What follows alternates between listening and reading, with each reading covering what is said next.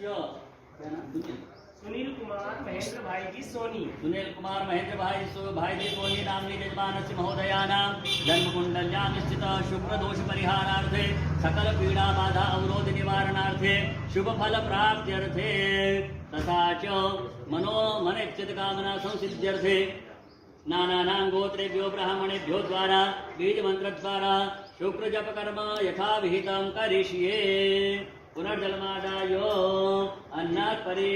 अन्नात् परिषुत इति मंत्रस्य अग्नि सरस्वतीन्द्र ऋषयो ऋषयोति जगति छन्दः शुक्रो देवता शुक्र प्रीतये जपे न्यासे विनियोगः।